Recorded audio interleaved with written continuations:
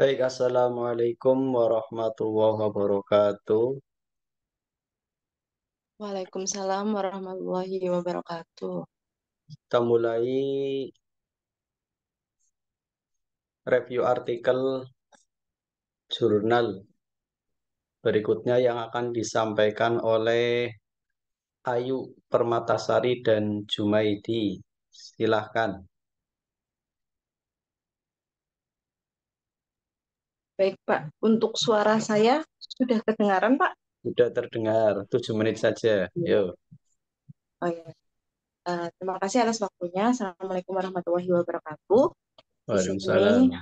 Waalaikumsalam saya akan warahmatullahi wabarakatuh. mencoba review tentang jurnal yang berjudul Strategic Supply Chain Management, Improving Performance Through a Culture of Competitiveness and Knowledge Development. Di sini saya dan rekan saya akan mencoba memaparkan jurnal. Ada beberapa bab yang akan saya bahas. Yang pertama untuk introduction-nya. Dalam beberapa tahun ini, sifat persaingan semakin bergeser ke arah pertarungan antara rantai pasokan versus rantai pasokan. Di mana rantai pasokan merupakan suatu hubungan nilai tambah yang sebagiannya terpisah namun saling bergantung yang secara kooperatif mengubah bahan mentah menjadi produk jadi melalui struktur urutan paralel atau jaringan menurut Bowersock tahun 1999. Bagi banyak perusahaan, menggunakan rantai pasokan merupakan senjata kompetitif bagi mereka yang telah menjadi elemen utama, bahkan orientasinya manajemen strategis dan beberapa tahun terakhir.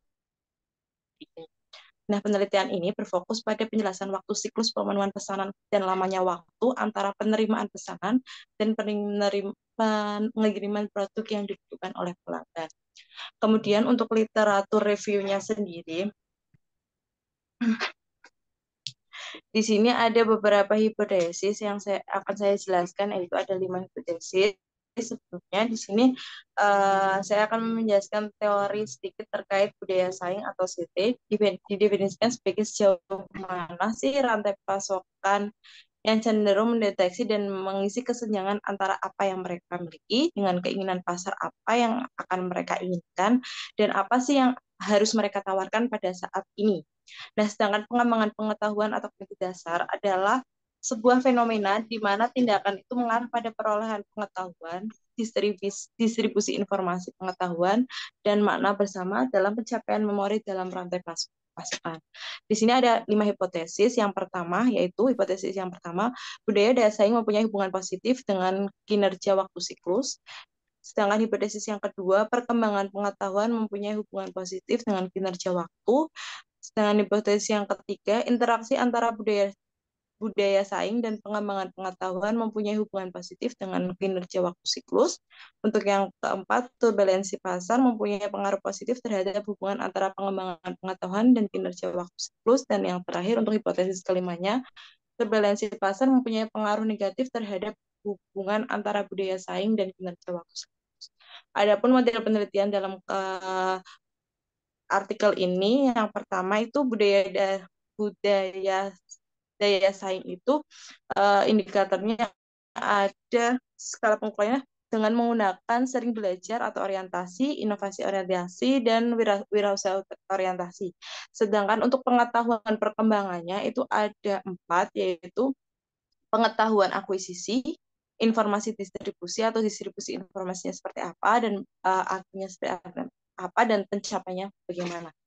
Untuk hipotesis 1 digambarkan dari budaya saing itu ditarik ke arah waktu siklus pertunjukan. Untuk hipotesis keduanya dari pengetahuan perkembangan terhadap waktu siklus pertunjukan, dan hipotesis ketiganya itu ada di tengah. Untuk hipotesis keempatnya dari turbulensi pasar itu ke keduanya, dan hipotesis kelimanya juga seperti itu.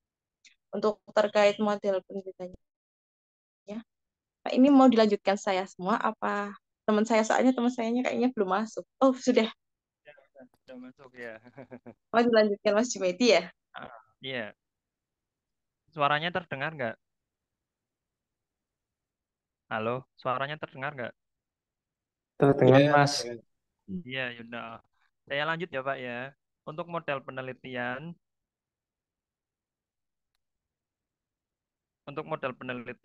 yaitu satu pengumpulan data. mengikuti pedoman Humber dan Power 1985 tentang cara mendapatkan data berkualitas dari informan utama. Survei dikembangkan dengan menggunakan metode Dillman pada tahun 1978 dan diberikan kepada eksekutif manajemen rantai pasokan yang berasal dari keanggotaan Institute of Supply Management atau ISM. Yang kedua, alat analisis. Analisis data menggunakan LISREL 8,80. Yang ketiga, teknik pengujian hipotesis. Ada dua teknik yang dilakukan untuk pengujian hipotesis, yaitu satu, regresi hierarki, dua, teknik interaksi variabel laten yang pelit. Keempat, persamaan regresi moderator hierarki, yaitu Y1 sama dengan delta plus B1 X1 plus B2 X2 plus B3 X3 plus B4 X4 plus B5 X5 plus B6 X4 X5 plus B7 X3 X4 dan B8 X3 X5 plus E. Itu error.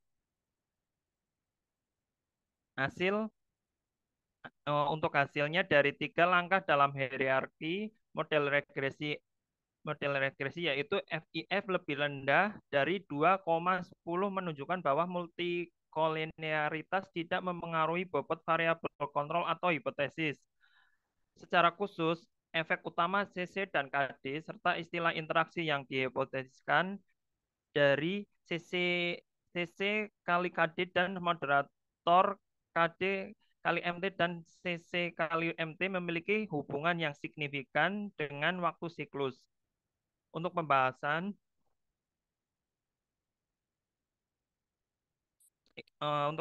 yaitu hipotesis 1 dan 2, kedua analisis yang kami lakukan mendukung efek utama untuk CC, namun hanya analisis regresi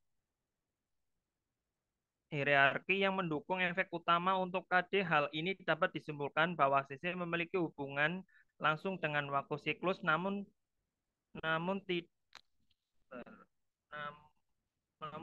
KD tidak. Hasil penelitian ini menunjukkan bahwa perusahaan-perusahaan tersebut dapat memperoleh manfaat dengan membangun budaya daya saing terlebih dahulu dan kemudian menekankan pengembangan pengetahuan setelah elemen budaya tersebut terbentuk. Hal ini akan memastikan bahwa perusahaan menikmati setidaknya beberapa manfaat pengurangan waktu siklus sesegera mungkin. Mencapai manfaat tersebut sangat beragam secara strategis karena hubungan waktu siklus dengan laba dan metrik tingkat perusahaan lainnya. Untuk hipotesis 3, hasilnya menunjukkan bahwa interaksi CC KD menjelaskan sejumlah besar varian waktu siklus di atas dan di luar efek individual. Temuan ini menunjukkan bahwa budaya daya saing dan pengembangan pengetahuan saja tidak cukup untuk mencapai tujuan kinerja rantai pasokan. Hipotesis 3 menunjukkan bahwa ketika kedua elemen dasar sudah ada, potensi sinergi antara CC dan KD dapat dimanfaatkan untuk mendapatkan kinerja waktu siklus tambahan. Untuk hasil hipotesis 4 dan 5, yaitu mengungkapkan bahwa gejolak pasar memoderasi dampak CC dan KD. Meskipun ada satu peringatan bahwa hasil yang melibatkan KD tidak didukung dengan baik, hasilnya menunjukkan bahwa perusahaan yang mencurahkan banyak upaya untuk mengembangkan budaya rantai pasokan yang berfokus pada kepuasan pasar, yaitu budaya daya saing, kemungkinan besar akan memperoleh keuntungan positif dalam lingkungan pasar yang stabil, namun akan tertinggal ketika gejolak pasar sedang kuat. Hasilnya menunjukkan bahwa para manajer yang yakin dengan tingkat gejolak pasar yang akan mereka hadapi dapat menggunakan pahaman ini untuk memutuskan apakah akan menekankan pengembangan CC atau KD dalam rantai pasokan mereka. Untuk kesimpulan, berdasarkan berbagai teori, penelitian kami memajukan aliran penelitian yang muncul mengenai manajemen rantai pasokan strategis dengan memberikan penjelasan baru tentang mengapa beberapa perusahaan mengungguli perusahaan lain dalam hal waktu siklus. Mengingat bahwa aktivitas rantai pasokan membentuk keuntungan, pertumbuhan pangsa pasar, dan kinerja perusahaan, metrik utama lainnya menutup kesenjangan antara apa yang kita ketahui dan apa yang perlu kita ketahui tentang faktor-faktor penentu waktu siklus di berbagai perusahaan adalah hal yang penting. Meskipun penyelidikan sebelumnya menunjukkan peran independen dalam budaya daya saing dan pengembangan pengetahuan, hasil kami menyoroti pentingnya mempertimbangkan kedua konsep ini secara bersamaan dan turbulensi pasar untuk meminimalkan waktu siklus.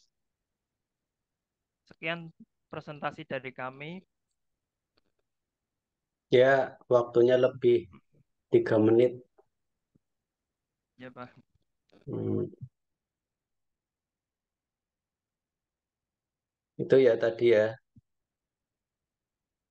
Judulnya apa tadi? Ini kalau terjebak dalam translate ya kayak gini. Ya. Nanti kalau seminar hasil tesis, PPT-nya itu poin-poinnya saja. Misalkan 3 poin misalkan. Itu baru digamblang dijelaskan. Karena kalau PPT-nya kayak Word, apalagi dibaca seluruhnya, itu terkesan oleh pengujinya nggak paham. Dan memang nggak paham karena hasil ini belum paham ininya. Kalau terjebak dalam trendsel itu seperti ini. Sedang belajar orientasi. Waktu siklus pertunjukan. Ini udah. Eh, terus apa lagi ya tadi ya? Ada lagi ini. Mana ya? Nah ini. Interaksi variabel laten yang pelit. Aduh, ini apa ini? Saya ikut jadi bertanya-tanya. Sekarang, dan saya lebih suka baca artikel aslinya. Artikel aslinya mana ini ya? Nah, ini. Thomas Holt. Ini artikel bagus banget. Eman-eman ini. Artikelnya bagus. Cuman reviewernya yang terjebak dalam translate. Ini kan dari judulnya saja, strategi manajemen supply chain, rantai pasok. Ya, rantai pasok. Kemudian di sini dari judulnya improving performance. Performance yang menjadi tujuan, variabel tujuan, variabel akhir. Jadi itu bukan pertunjukan ya, kinerja atau performance. Siklus time performance. Kinerja siklus time berarti siklus waktu perputaran produk. Siklus time. Jadi rantai pasok ini kan hubungannya dengan rantai pasok. Jadi perusahaan apa mendapat drop-dropan barang, bagaimana mengelola barang yang masuk dan barang yang keluar. Berarti yang diukur kinerja siklus time waktu perputaran produk itu. Bukan pertunjukan apa tadi? Siklus waktu ya. Kinerja siklus waktu perputaran barang itu yang maksudnya itu. Nah, ini kemudian dipengaruhi oleh kultur kompetitif, budaya bersaing. Budaya bersaing juga ada knowledge development, pengembangan pengetahuan. Ini yang pengaruhi kinerja. Jadi model simpelnya itu seperti ini. Budaya bersaing dan pengembangan pengetahuan akan berpengaruh terhadap kinerja siklus waktu produk. Produk yang laku. Ini kaitannya dengan supply chain, pasokan produk, rantai pasok. Dah. Di sini kemudian ada apa lagi ini? Variabelnya apa lagi? Peneliti atau reviewer itu harus tahu variabel yang diteliti dan harus bisa mengembangkan definisi variabel. Budaya bersaing pahamlah ya. Budaya bersaing, culture of competitiveness. Budaya bersaing ya, budaya culture of competitiveness. Kemudian pengembangan pengetahuan. Jadi orang itu selalu ingin berkembang pengetahuannya, baik dengan training, pelatihan maupun pendidikan. Culture of competitive, budaya bersaing dengan perusahaan lain. Ini akan disinergikan. Kemudian market turbulence, pergolakan pasar. Ini secara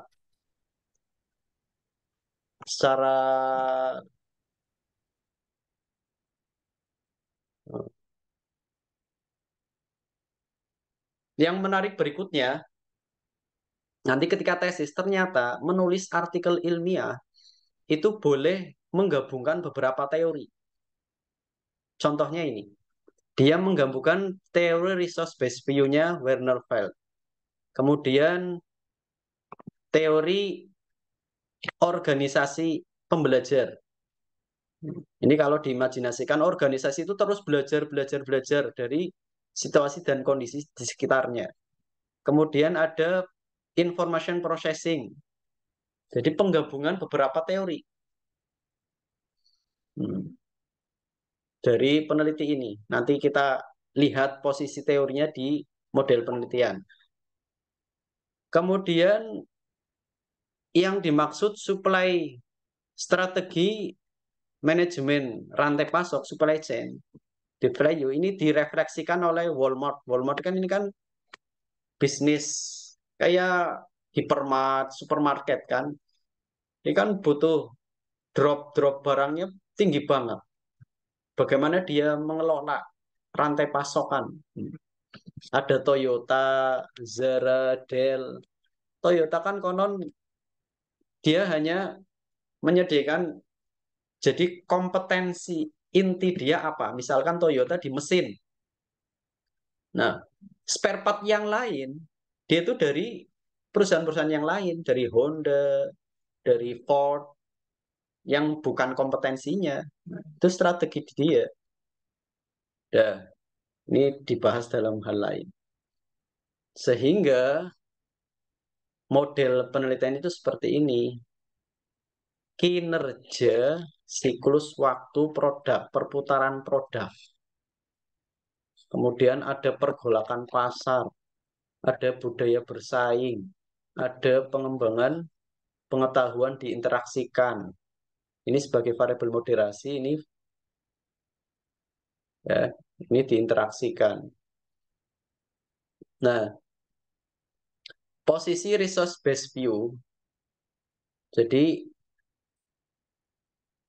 pandangan berbasis sumber daya. Sumber daya yang dimiliki ini apa? Organisasi. Dia sudah punya organisasi, lembaga. Lembaga, organisasi, institusi itu sumber daya. Bagaimana mengelola organisasi, institusi, lembaga sebaik-baiknya. Nah, kemudian digabungkan dengan apa tadi? Learning, organization learning kan? Organisasi pembelajar. Nah, ini ada ini. Orientasi belajar, orientasi inovatif, orientasi entrepreneur. Kemudian ada distribusi informasi, akuisisi pengetahuan, share learning, achieve memory. Variabel kontrolnya adalah ukuran umur perusahaan dan ukuran perusahaan. Ini variabel kontrol.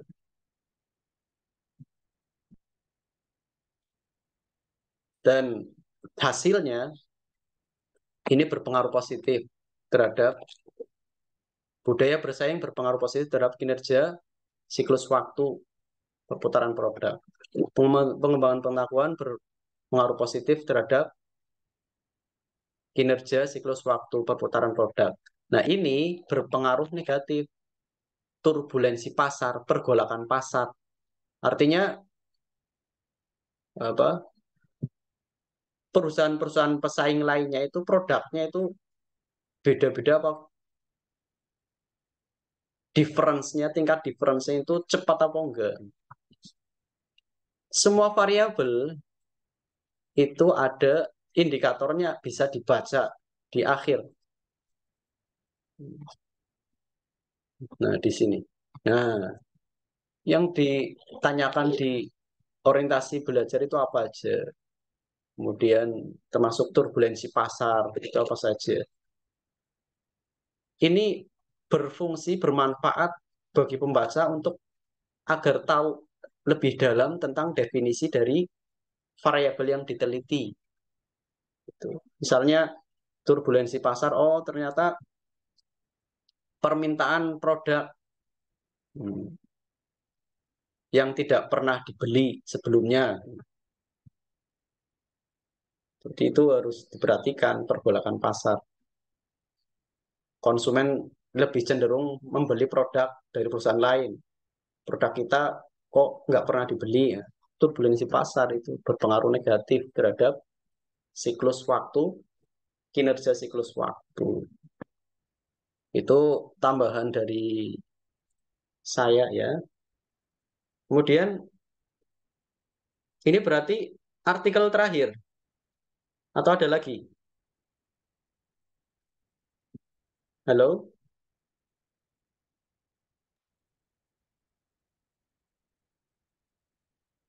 Mbak Afida, ini artikel terakhir apa nomornya? Ada lagi atau enggak? Ada yang belum maju? Ada lagi, Pak. Ada. Oh, ada lagi. Tak kira terakhir. Ya. Berarti yang belum apa judulnya? Sekarang atau minggu depan? Sabtu depan? Masih pekan depan lagi, Pak. Oh, pekan depan. Ya, mulai di itulah ya, dikerjakan soal ujiannya. Berarti Sabtu depan terakhir, tanggal 18, tanggal 25, mengumpulkan apa jawaban ujian ya. Soalnya kan sudah pada punya semua ya, soal ujian.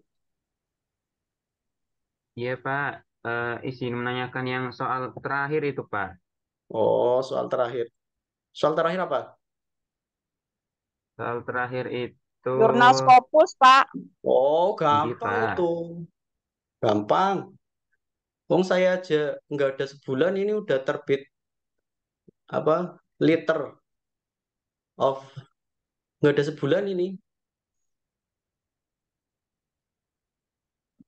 surat apa diterima. Gampang itu. Nggak ada sebulan. Scopus sekarang gampang ya, Pak. Nggak sampai nunggu sampai Gampang. 6 bulan gitu. Enggak, ini yang nggak ada sebulan udah dapat surat diterimanya. Mungkin terbitnya tahun depan, tapi kan yang penting udah dapat surat diterima. Oh, sudah ada konfirmasi gitu maksudnya, Iya. Pak. Hmm, Oh, siap, Pak. Siap. gampang. Ini kan waktu kuliah sebulan kan ya, lebih sebulan lebih. Bareng sama waktu pertama kita masuk. Ada lagi? Berarti Sabtu depan terakhir, tanggal 25 pengumpulan jawaban, terus saya input nilainya. Demikian Nah, jika yang tidak terakhir itu berarti kita masukkannya kapan, Pak? apanya? Yang Tanggal Scopus, 25, yang jurnal Scopus. tanggal 25 di apa jawaban ujian ya, jawaban ujian. Dari Ya, awal tanggal saja 25 jawaban ujian. kan soalnya sudah tahu dari awal. Soal sudah tahu dari jadi sudah submit saja itu. Itu aja ya. Oh, Ya, iya Pak, Salam. ya. Ya, Pak. Assalamualaikum warahmatullahi wabarakatuh. Waalaikumsalam Waalaikumsalam warahmatullahi wabarakatuh. warahmatullahi wabarakatuh. Assalamualaikum warahmatullahi wabarakatuh.